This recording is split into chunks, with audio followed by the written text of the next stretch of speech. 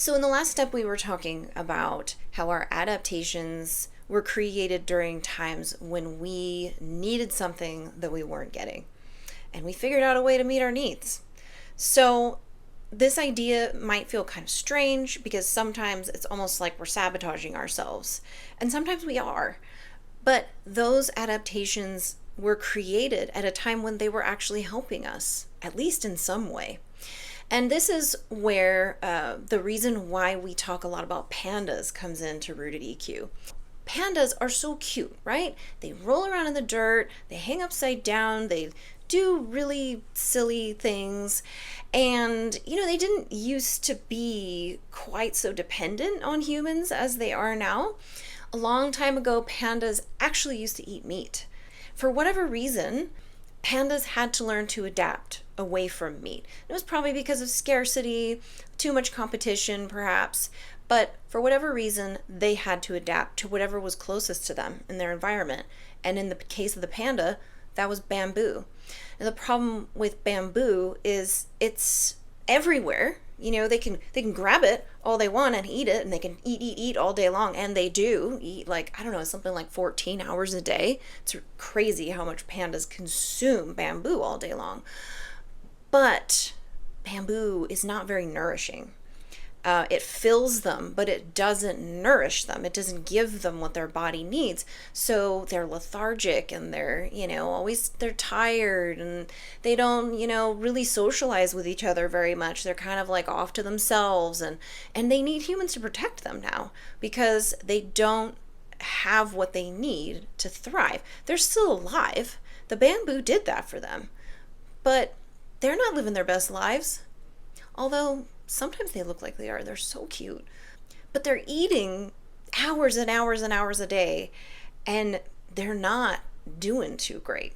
That's an example of an adaptation that protected them, but over time doesn't serve them anymore. Now pandas have actually evolved to the point where they no longer have the taste receptor for meat. So even if you were to put meat right in front of them, they don't want to eat it because they can't taste it. And interestingly, that happens with humans too, where we adapt away from safer strategies when we have chaos and trauma in our environments. And then when safety is offered to us again, we don't even recognize it. I can't tell you how many good relationships I ruined because I thought they were too boring. I mistook safety for being boring or lack of interest. And we actually find some sort of interesting comfort in chaos. Isn't that interesting? What do you think about the kind of life that's going to cause you? You're going to attract chaos to yourself all the time. So we want to make sure that we learn how to feel safe in safety, which is really strange. Or in other words, become a panda that knows how to eat meat again. As humans, we do the same thing pandas did. We adapt to whatever is most readily available in our environment and to whatever coping strategies we find the easiest to access, the ones that seem to be most effective for us. So as children, we don't have unlimited options.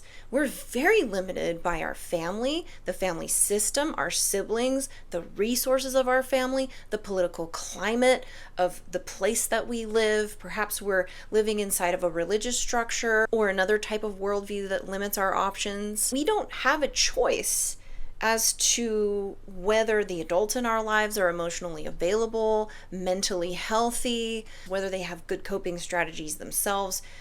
We have no choice about that. We simply learn what keeps us safe. Perhaps you're kind of shy already, so you may have learned that staying quiet helped keep you safe. Maybe you went to your parents and said that you had a need, and if you did that, you were punished in some way, or shamed, or laughed at, or ignored entirely. So you learn, well, I guess I'd better just be quiet. You may be more likely to adapt into that if you're already predisposed to being kind of shy, or especially if you're a man and you learn that like emotions and expression of needs aren't safe anyway, because unfortunately that is the social system that we participate in of patriarchy, where men are taught to put away their needs and emotions and disconnect from them, and the only acceptable emotion is anger. That's going well for all of us, isn't it? You may have learned to predict everyone else's emotions around you, so you can get ahead of how someone might respond if you were to say what you need. You may have become an overthinker. Maybe you're a highly intuitive person and you're really good at like feeling the energy of other people and being able to tell what they're feeling as well. Then predicting other people's emotions and reactions might have been a coping skill that you leaned into because your heightened skill of intuition helped you to read these things and to be more successful at predicting your environment. In that way, something that you're really good at, which is being intuitive, has gone a little too far and become a predictive adaptation that may be right, but also may be wrong because perhaps we're overly interpreting or overly assuming in ways that we can't. So if you became an overthinker, you're probably very analytical. You're probably very capable of getting things done, figuring things out, solving problems. But then if you lean too much into that strategy, then you go there immediately and start thinking your way through everything that happens to you, and you don't know, like, where is this off switch so that I can stop torturing myself in my head. You may have become a people pleaser, or you may have learned to be totally unaware of your own needs because prioritizing everybody else's helped you reduce conflict. Maybe you developed anxiety because you had to stay very alert and hyper aware of what everybody's going through and how that might impact you. None of these responses happened because there was something wrong with you. They happened because your environment asked you to adapt in some way. Remember that your adaptations evolved during times when you didn't know what else to do. And the most important thing is when you look back on these behaviors, that we look at them through a lens of curiosity and compassion, not judgment and shame. So often when I'm working with clients, I get the word cringe, like looking back on the way you've been, or, you know, the things you tried to do that weren't working. I certainly have experienced this emotion myself, where I look back on my own behavior and go, ooh, why did I do that? Ooh, I don't like that. And that is one of the hardest emotions to make peace with, is that feeling of regret, especially when there's some disgust mixed in with it. Like, I don't like that I did that, and I don't even know how to sit with it or confront it, or let alone change it. One of the things we're going to do in this course is learn how to invite feelings like that in and sit with them skillfully, so that we can learn to let them go, move through them, and choose something different in the future. But remember about all of these adaptations, we don't ask, why was I like this? Why am I like this? We ask, what am I trying to protect? What was going on that my system was working to handle?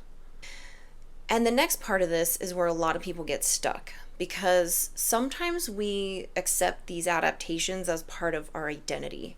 Like, well, I'm just emotionally reactive, or I'm avoidant. Sorry, this is how I am. Or we think that because this is who we are, we can't do something differently. And I really want to challenge that thought if that's something that runs through your mind. Because our adaptations are not who we are. It's what we learned to get through what was happening to us at the time. And those are two very different things. If adaptations can be learned, then they can also be unlearned.